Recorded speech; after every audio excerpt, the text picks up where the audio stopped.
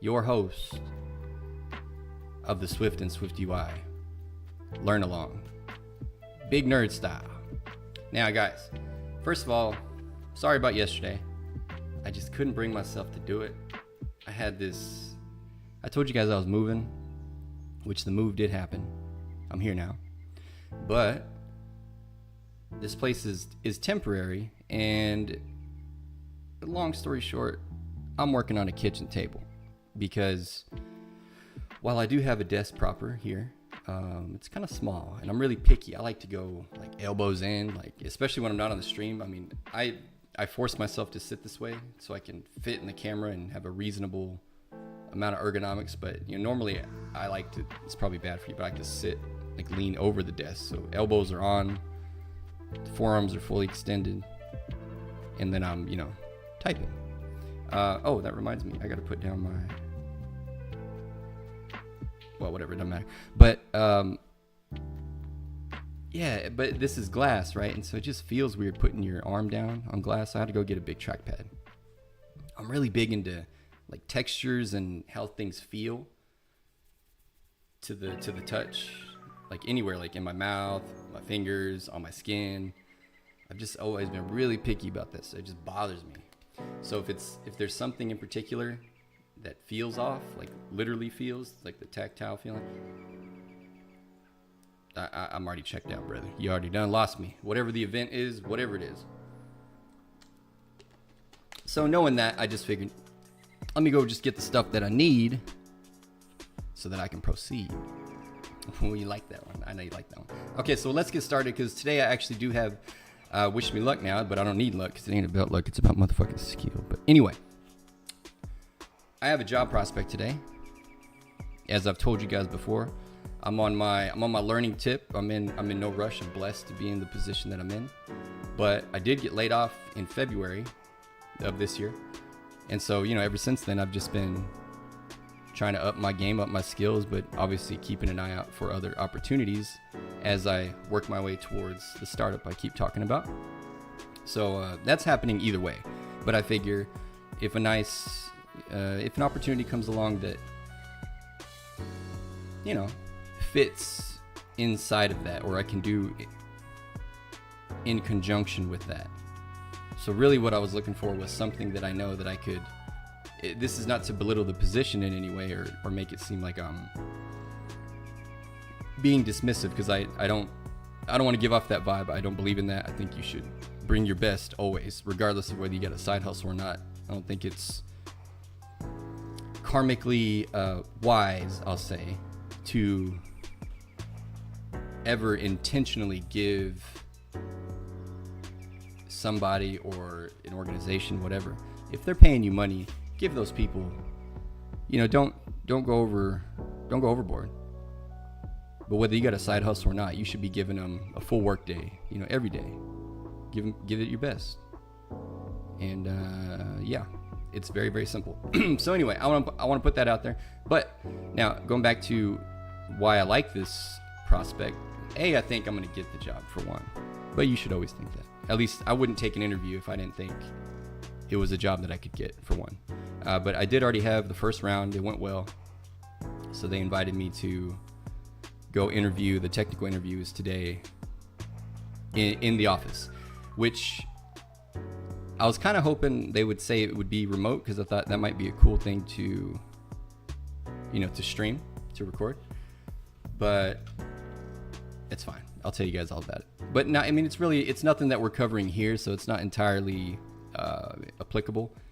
This job is for a director of BI delivery, or some director of business intelligence. Basically, they have a product line, a business intelligence product line. They need a director for that position to do what we do. Now, I say all that, and the reason I said I didn't want to be dismissive of this is that I'm very confident in the job description, because it's basically what I've been doing for the past 10 years. So that's why I said that.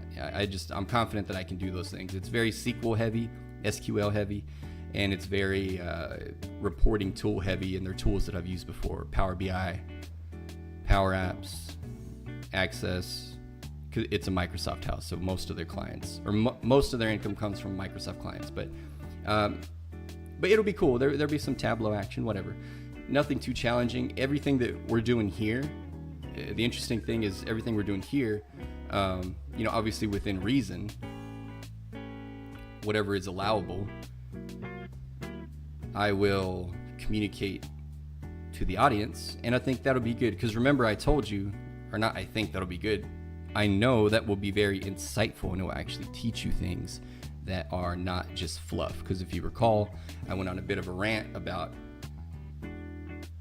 people lacking the understanding that YouTube, people that are teaching, the tech influencers on YouTube, people that are teaching you about technology, there's an inherent conflict of interest there. And I'm not saying don't watch them. I'm saying you need to understand that when you do watch, there's two main things. You need to understand that you're only seeing the content that you're seeing because they believe it's going to get a lot of views, not necessarily because they actually believe it's something you should be using. Like, okay, I'll give you a good example. I really like Network Chuck. I think that's his name, Network Chuck. He's on YouTube. He's very popular and he makes great videos. But his thing, his shtick is like whatever he's teaching you. He always says, "Hey guys, you need to learn Docker right now. Right now, everything's right now." Which he's being funny. I mean, it's a tagline or whatever you want to call it, a motto. I don't know what you'd call it, but it's part of his shtick, and that's fine. And I think most people, I'm calling him out because that's an obvious example of like he's basically telling you through parody that it's just entertainment. It's just information. Others, not so much. Others make it kind of seem like, hold the phone. For all you startups out there, maybe you want to write in this new framework. Get the fuck out of here. What are you talking about? What are you talking about? And not only that, that's only really half the problem. The other side of it is when you engage with people and kind of more or less let people of that ilk that are just purely influencers, when you let that thinking from those people get into and I'm making an assumption here that you are like me, who is actually out there working in industry, right? When you adopt influencer logic or principles and you bring that into the real world, tell me how that works out. Okay, so I'm just saying, be very careful who you listen to. Make sure you understand that what you're watching is entertainment. Okay, it's not a course. It's not a proper education. It doesn't count. Don't put it on your resume unless you actually understand it and have built something around that. So, yeah, that was the rant. And I say all that to say, it will be interesting because this company the product really is starting from a lower level, meaning like not only do they offer a BI tool, like, a way to just chop up your data, blah, blah, blah. Part of the product is also educating. So you educate the organization, you, through training, create super users. So they would elect, 3 people from their company to undergo training with you. So it'll honestly be a lot of, when I get the job, it'll be a lot of scenarios just like this, where I may or may not even see the people that I'm presenting to, but I'm going to be showing them something, much like we're doing here. Because I hate to tell you, but that's the only way that you actually learn something, is to go through it very meticulously, So, yeah, it's nice to see the end result and pretend that, a 5-minute tutorial will get you there, but, in real life. So, might as well just live in real life. All right, so don't wish me luck, wish me skill, wish me recollection, but I'm not too worried. I'm gonna nail it, and then come back here and tell you guys about it. It is written. All right, now let's go through this chapter quickly. All right, so we're gonna get into this because I missed yesterday and I'm way off and I don't know what's gonna come at me, but let's just go for an hour and see where we get. But I think beyond that, I probably should leave by then. Yeah. Okay. So closures. Closures are discrete bundles of functionality that can be used in your application to accomplish specific tasks. Functions, which you learned about in the last chapter, are a special case of closures. You can think of a function as a named closure. Okay? Because functions are technically closures.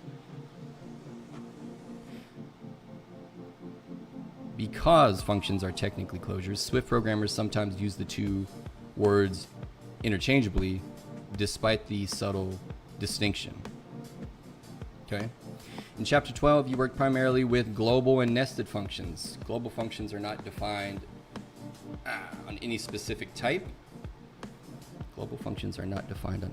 Okay. And for this reason, they are also called free functions. So I guess that would be things like print. Print would be wait, is that true? Yeah, print would be a global function, I believe. Closures differ from functions in that they have a more compact and lightweight syntax. They allow you to write a function-like construct without having to give it a name and a full function declaration. Like a lambda. This makes closures easy to pass around in function arguments and returns. Let's get started. Create a new macOS playground called closures. So for anybody that has ever written any React, or really any of those JSX based frameworks, then you probably know what these are. And I'm sure I'll have much of the same opinion, just like other things, where you should really have a good reason. Like, what is the reason that you need to write a function and not name it? Why, brother? And if it's a good reason, then use it. Fine, that's cool. But just saying, falls into the same boat. You're always making that same decision: convenience versus readability, etc. All right, next page. Closure syntax. Imagine that you are a company. Okay. Imagine that you are a community organizer managing a number of organizations. You want to keep track of how many volunteers there are for each organization and have created an array for this task. Starting with an array import. Come on, brother. Insert. Let volunteer.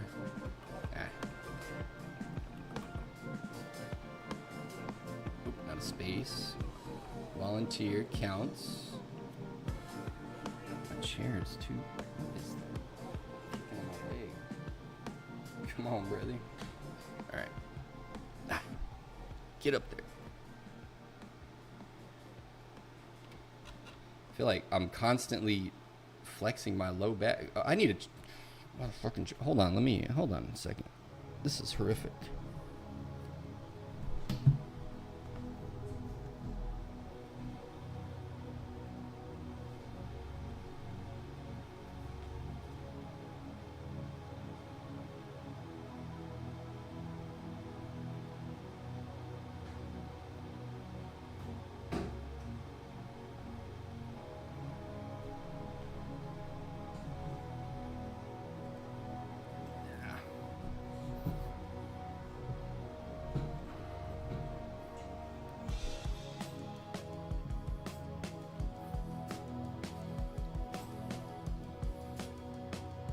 I can't tell if the chair is weird or if I just got so used to the other weird chair. I don't freaking know, but I just know this one is like sucks your.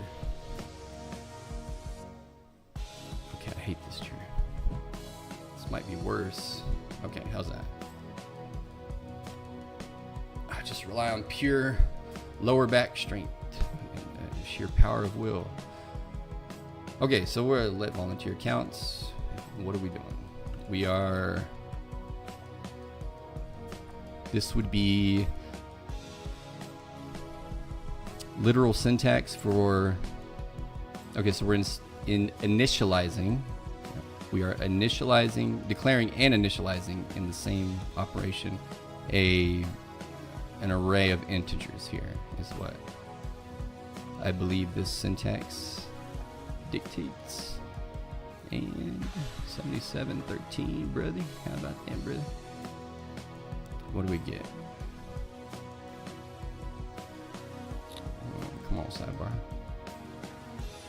Array of 8 integer elements. Hot dog. We did it. Okay, you entered the number of volunteers for each organization as they were provided to you. This means that the array is completely disorganized.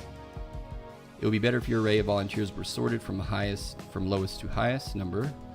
Good news, Swift provides a method called sorted by that allows you to sort an instance of array based on criteria you specify. Cool. We did see that in our one of our failed attempts to solve one of the silver challenges. We have mentioned methods before, but never explained the terminology. No, you have not. A function defined on a type,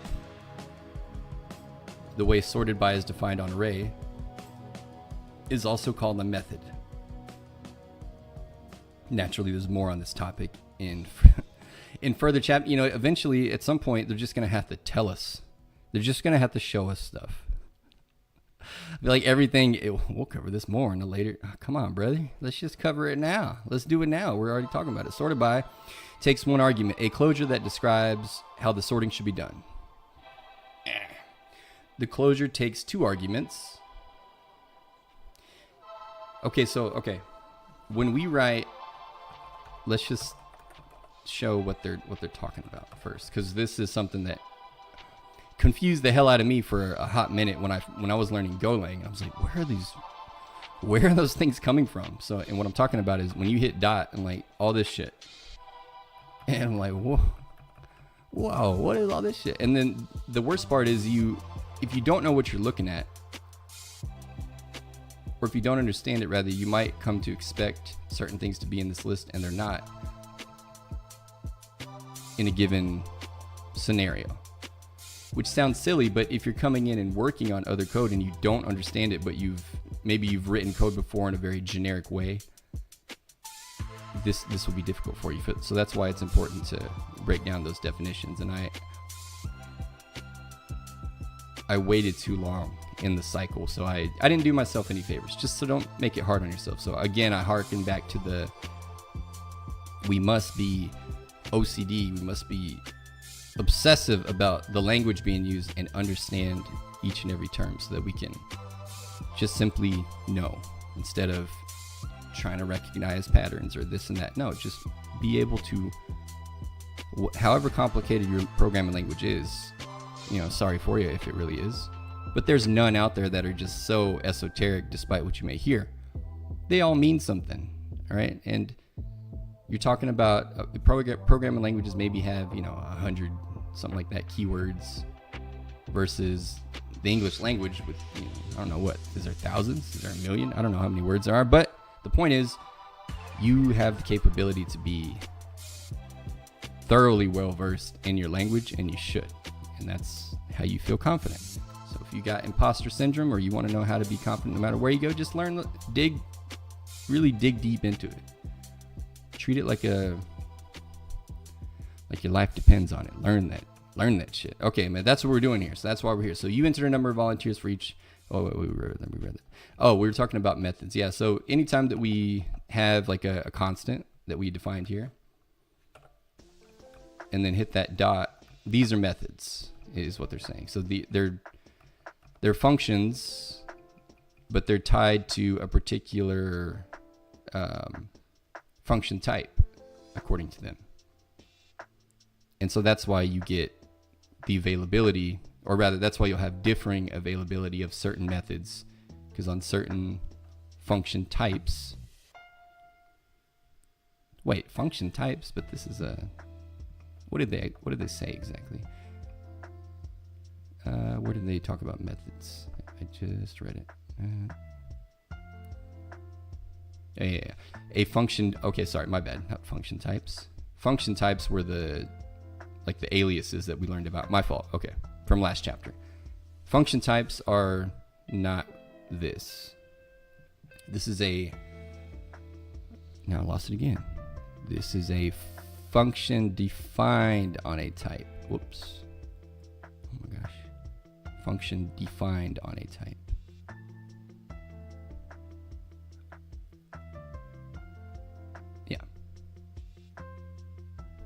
Okay, yeah, I see.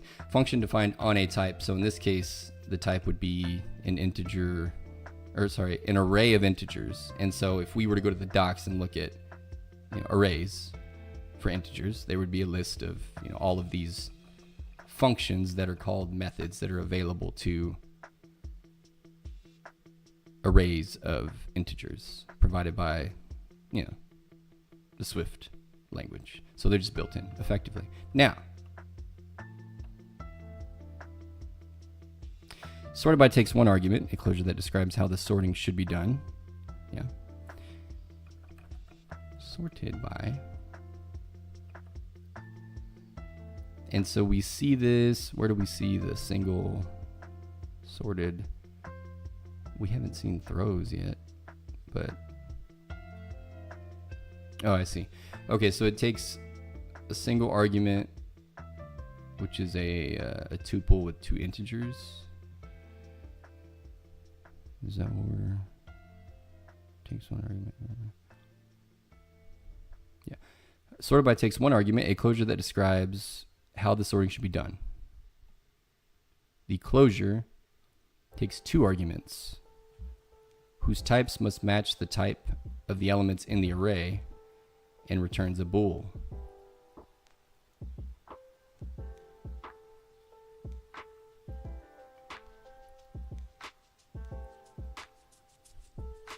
Let me read that again, because they're saying one sorted by takes one argument, a closure.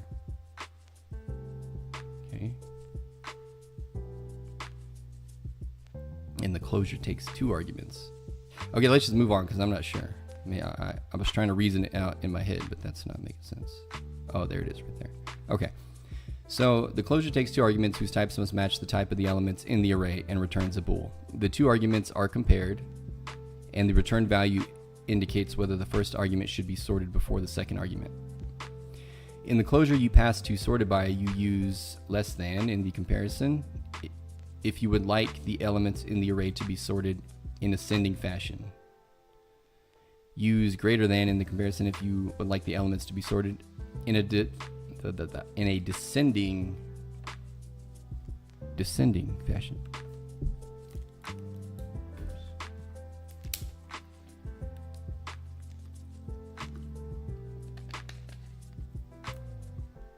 What does this say? Like plus the less than, and what a weird sentence. The whole thing's in parentheses. Like plus the less than and greater than operators are available for use with many but not all Swift types. You will learn more about these operators and how to make them available to your custom types as well in chapter 25. Because your array of volunteer counts is filled with integers, the function type for sorted by will look like int return bool. Oh, so we're not just, oh, okay, we're not seeing the other half of it. I see. Oh, so there's, yeah, my fault. Okay. I was thinking that was two functions, but it's not. Volunteer counts is just a constant, and that's the only function, so there's only one argument, which is, oh, I changed it, which is this here. But let's wait and see what they tell me to write. The arguments are compared, the return.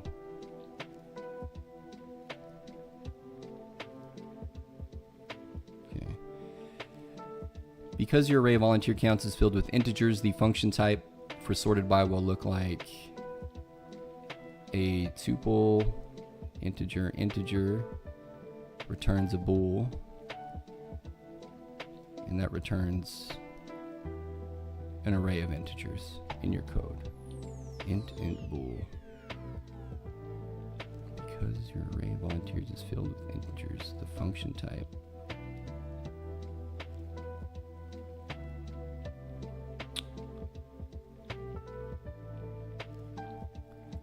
okay. As you saw in chapter 12, function types begin with the function's parameters enclosed in parentheses. In this case, the single parameter is a closure represented by its own function type. It's still brain fucking me a little bit. So let's see it. So in other words, sorted by is a method. Okay, sorted by is a method, which we know is a function that's assigned to a particular type. So in other words, sorted by is a function that takes a closure, which is effectively a function, an unnamed function. That closure in turn takes two values to compare and returns a Boolean value specifying whether the first value should come before the second in a sorted list.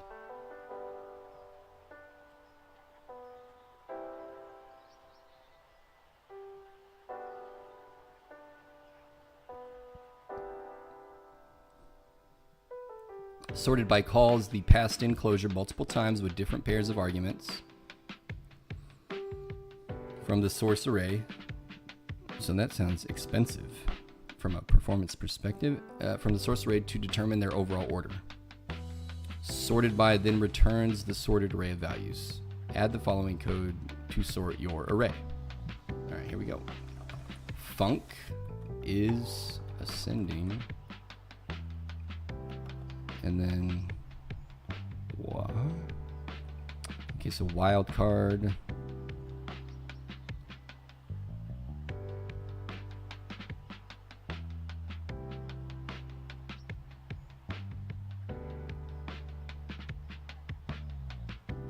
I don't know what the I is. That's new. Damn it all. Okay, so I int.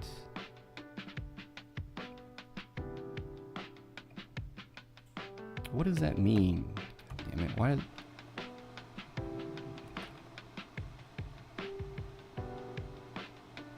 I think the underbar in the presence of a name also. Oh, right. Okay, so that these would be external parameters. So that just means that you can pass it any parameters as long as it's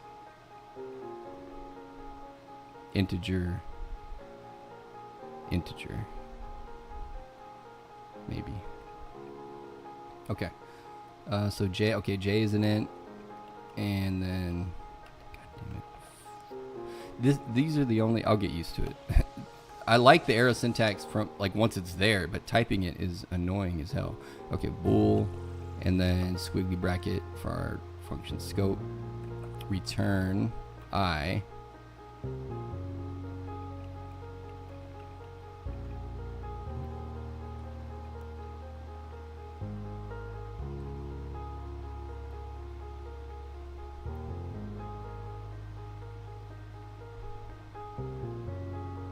Okay, so it just, yeah, well, it does exactly, they didn't lie, it does exactly what they said. Compares two values, I and J. And then remember that this arrow syntax is really it's a validation check to make sure, you're basically saying that your return value, in this case, which is I less than J, so it's going to be a bool, evaluates true or false. If it didn't, it would error. As long as this evaluates to true false, then you're good. Okay, so that's it. So it just returns true or false. All right. So now where do we? Oh, I wasn't done typing. My bad. Incomplete job. Let volunteers sorted equal volunteer counts sorted. Yep, so we want sorted by. I see. So that matches the signature.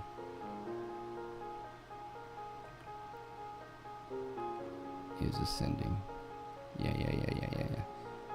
That's where that comes. Okay, now I see. I was wondering where this, because we did see this when we asked ChatGPT for other commonalities we would see. There it is, but as far as how it's formed, that's what's going on up here. in the wildcard declaration for the external parameter names. All right, brother, this is clicking a little bit. Let's not, just relax, calm down. Okay, let is ascending. Okay, then print volunteers sorted. Command Shift Enter. Oh yeah, brother, sure looks like ascending order to me. Now, why did this happen? Why did it happen? So when we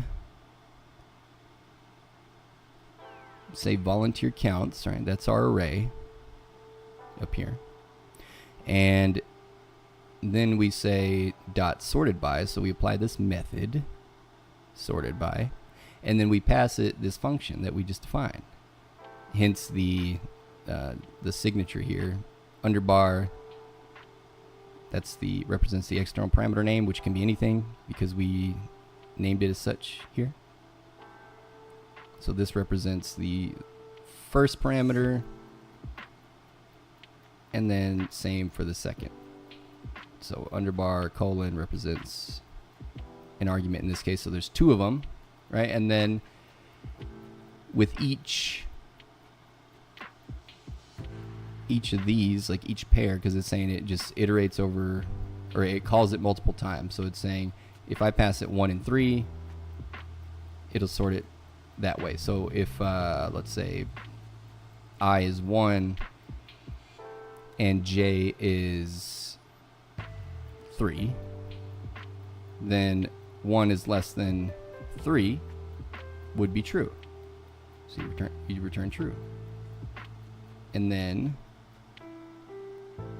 well, I guess I don't know how it, I guess the function itself must then put it in the right order. I don't know, it creates a new array. I guess it would have to, because the original array, if this is, oh, never mind. It's a constant, so it has to be a copy. It's not mutating it. My bad. So if that was a var, then you might be able to make the argument, but there's no question. Since it's a constant, it has to be in memory. It's creating a new object, a new array. Okay, so then first you create a function. First you create a function called isAscending that has the required type to be sorted by. That has the required type to be sorted by's argument. Right. Okay, and then it compares two integers, and returns a Boolean that indicates whether integer I is less than integer j. Integer j. Oh, that's not a period. That's integer j is a. Bro, what? Hold on. That is a fucked up sentence. I wish it would, maybe if I make it, the formatting is really funky. I'm trying different text, brother, because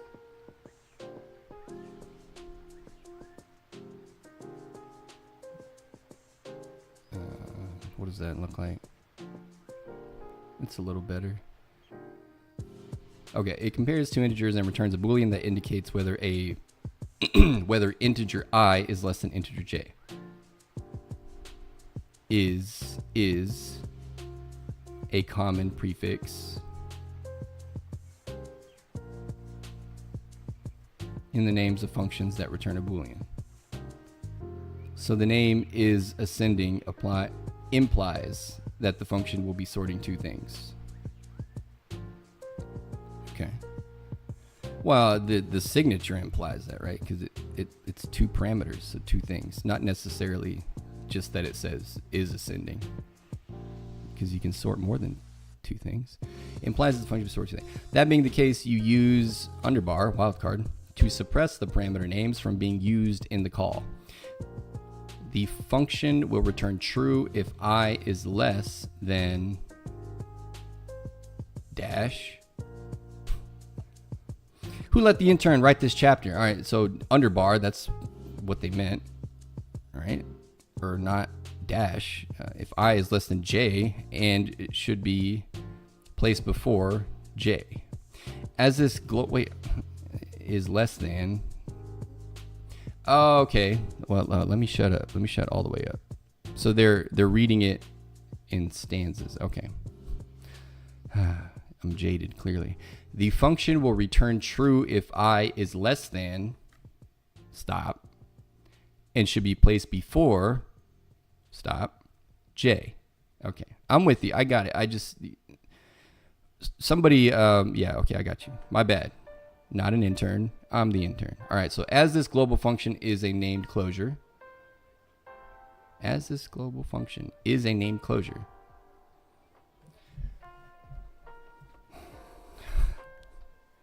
okay, I'm not gonna say anything because I keep embarrassing myself anyway, but remember, all functions are closures. Yeah, but all right, you can provide this function as the value of the argument in sorted by.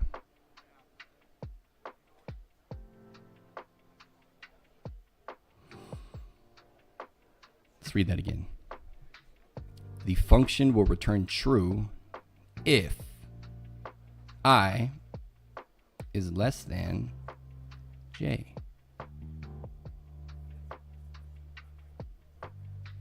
Yeah. And so this functionality here and should be placed before. Yeah, that must just be built in. So I don't know how that's happening necessarily, but we can just assume that the sort knows well enough. And it did tell us that if we want ascending, you know, we would use less than, and descending we would use greater than. So that should tell us enough. And if we wanted to know, you can go look. I mean, it's open source, right? So you could go look at the sorted by functions code, but we won't do that because we want to learn the basic language first, right? So I won't do that to y'all or myself. Now then, as this global function is a named closure, there's just one thing that's bothering me because I want to make sure that, again, harping on the language aspect, but I need to know. I need to understand. Yeah, I went and got a massage yesterday. Oh my gosh, I had this huge knot under my left shoulder blade. It was painful. It did not feel good, but man, that lady stuck her elbow in my freaking, oh my gosh. But it's crazy. Like I literally felt like I know you can't really tell, but very, very slight. But if you can imagine, because you know, if you're at rest, like if you're just kind of standing and your shoulders are relaxed, normally there's no,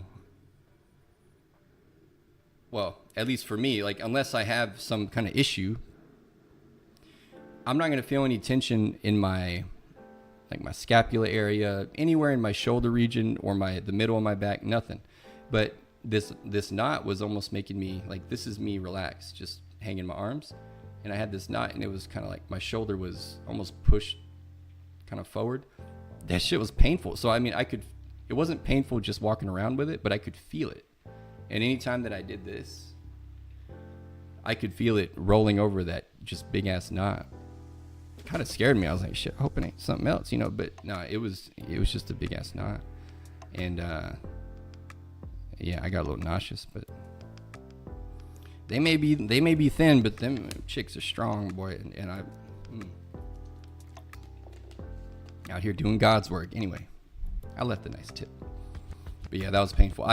I'll go do that maybe twice a year because I hate that feeling. Oftentimes I would just opt to suffer if it's not horrendous, but yeah, that was just one of those. I think it's that new bed I slept on, boy. It's like sleeping on a pack of rocks. Okay, so then where was I? Create a function, global name, next you call. Sorted by. Oh, okay, we're here. So next you call sorted by. Passing in is ascending, the function we wrote. Oh damn, man, I came here for a reason. I forgot. In SwiftLang is a named closure the same, or trying to sneeze. Ugh. Come on.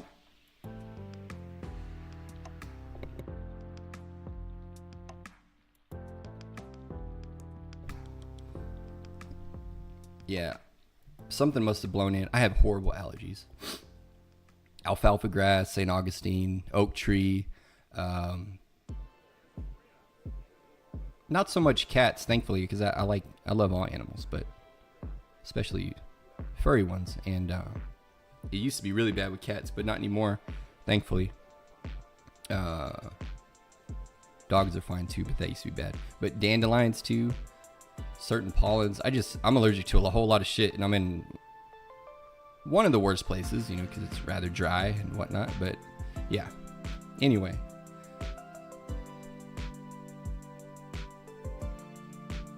Oh, sorry, I was reading okay.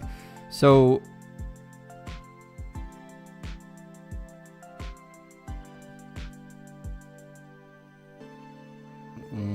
yeah, okay. That's the right question. In SwiftLang is a named closure alternative? Wait. In SwiftLang is a named closure an alternative term for a function. This is what it sounds like to me. I just want to make sure that's what they're trying to convey in their speech.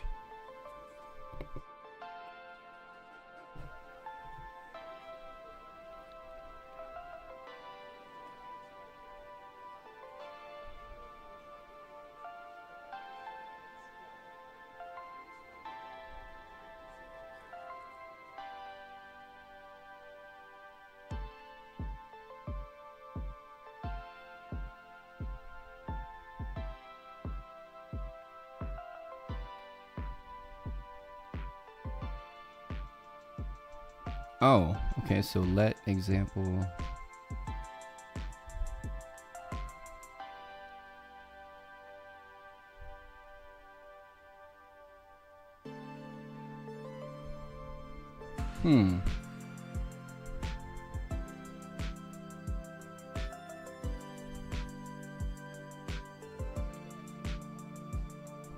Okay.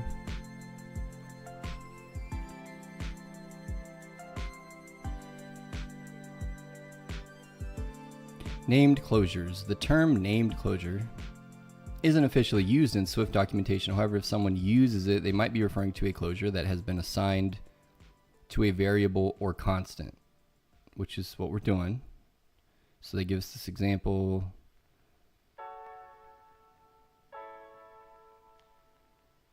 A tuple string, it returns nothing equal to name in. Oh, weird. You can do that. Name in, and then.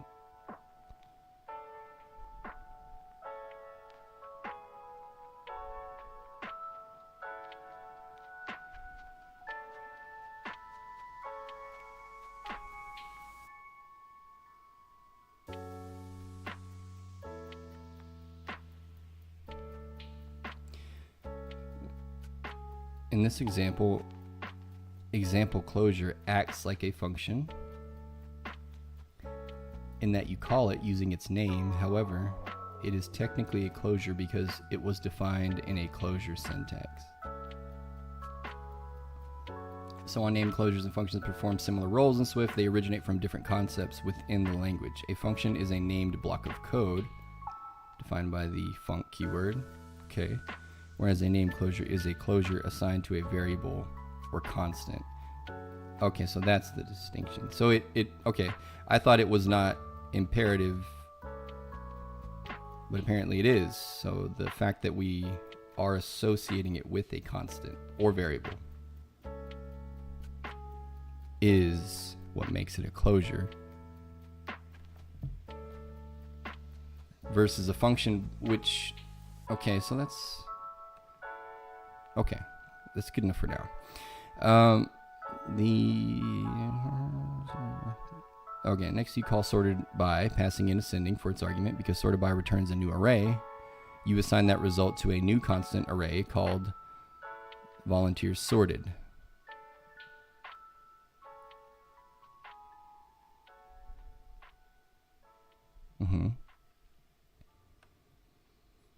This instance will serve as your new record for the organization's volunteer counts, correctly sorted. Okay, so since it's a constant, we can't just do an in-place mod here. So that's the original list. You write a function to sort it, then you create a new constant and apply the sorted by method, and then print. But in this case, this isn't, we haven't quite got to the example like ChatGPT, but I'm sure we'll get there. But this,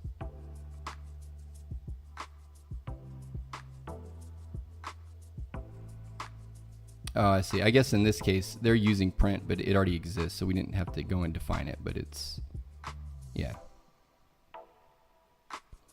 doing the same thing. So then if you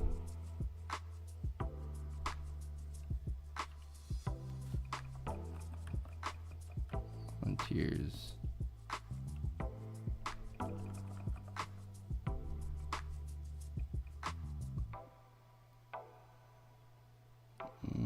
but yeah, does this one let you do the same thing? How about 3, 4, 5? Cannot call a value of non-function type int. Cannot call value of non-function type. Okay, so not a directly applicable example that we just looked at. Fine, we'll do it their way. I just was curious about that term. So forget whatever we saw in ChatGPT, we'll just follow here. Okay, so because sorted by returns a new array, you assign that result to a new constant called volunteer sorted. Okay, we read that. Look in the playground's console. Oh, Command Shift Y. That's probably not what you want me to see. Let's run it again with that jank out of there. Okay, so there's our ordered array. You should see the values in volunteer sorted from highest to lowest. Yes. Closure, expression, syntax. This works, but you can clean up your code. There is no need to declare a named function. You can create a closure to pass to sorted by in line, right in the method call, using closure, expression, syntax like parameters, return type, in. Oh, so that's what ChatGPT showed us, yeah. Okay. You write a closure expression inside braces. Inside braces. The closure's parameters are listed in parentheses immediately after the opening brace. Immediately after the opening brace. Ugh. It returns, its return type comes after the parameters and uses the regular syntax. Its return type comes after the parameters and uses the regular syntax. The keyword in is used to separate the closure's parameters and return type from the statement in its body. The keyword in is used to separate the closure's parameters and return type from the statements in its body. Refactor your code and use a closure expression, creating the closure inline instead of defining a separate function outside the sorted by method. Okay, so I take it I'll be getting rid of our little let volunteer by let volunteers sorted. Okay, good, because that I didn't like that at all. It's finna say, okay, so then now we can write it just as let volunteers sorted equal volunteers counts sorted by. No.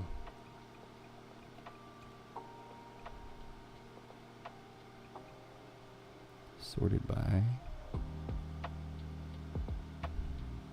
Okay, so sorted by, and then open up my scope.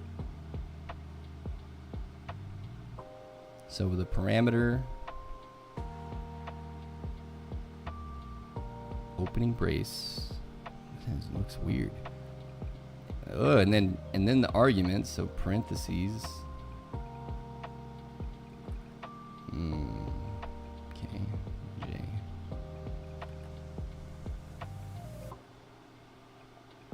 And it returns a bool in return. Okay, and there's our sorting logic.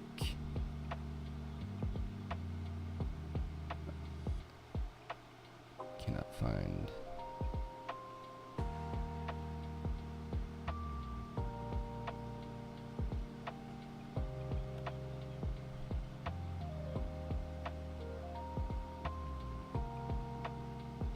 Oh, whoops. I missed a T here.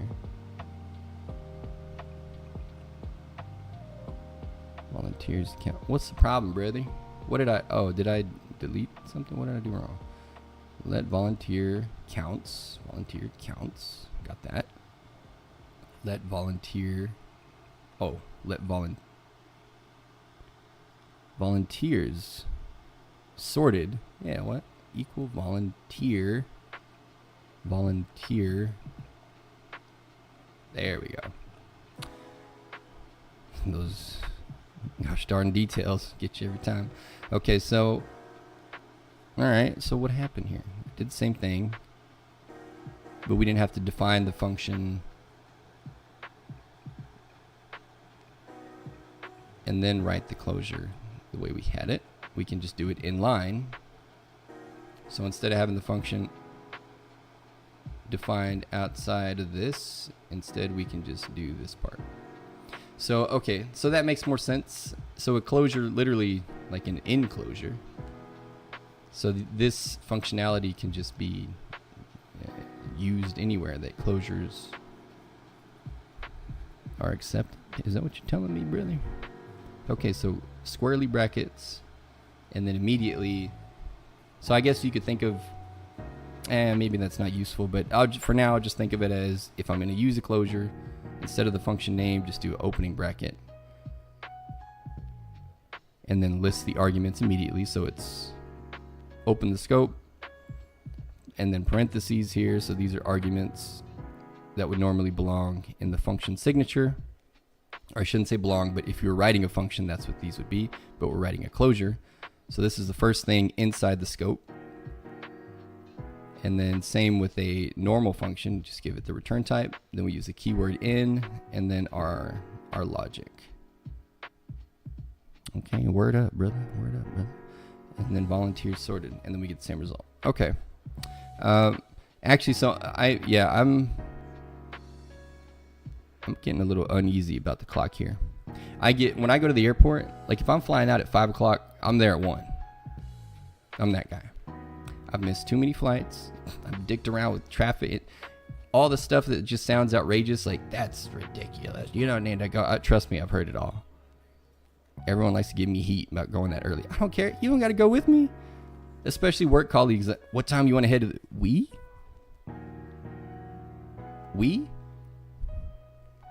You mean me? I'm going at 1. What? You know, it's always on Teams. Some kind of ridiculous emoji. We don't fly out till 5. We? Again, that we word. Why does that keep coming up, brother? You can come with me, or you can kick rock. No, I'm playing. But seriously, I don't like to mess around with time. Especially if it's, it just helps. Otherwise, I'm going to be stressing about it. I'd rather go there, just, be somewhere, walking distance, set up shop. You feel me, brother? So, for those of you that are punctual in the extreme, or strive to be rather, like myself, maybe you can understand that. Otherwise, you can just think of me as a crazy bald guy. Either way, I'm going to wrap it up here for now. I know it was short, but like I said, my OCD is just going crazy. I just got to get it. So, we'll be back tomorrow. We will be back tomorrow now that I'm set up. This was fine. It wasn't that bad. Yeah, I'll get over it. I'll get used to it. Maybe I'll grab a chair too while I'm out. But either way, we'll be back tomorrow. thanks for tuning in. And yeah, episode 16 tomorrow. We're going to keep it pushing. We'll pick right back up here with on page 263, finish out closures, and then so on and so forth.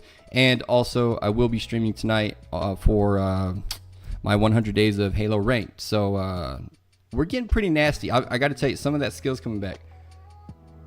I'm relaxing on the aim. The DMR skill is charging back, baby. It's coming back.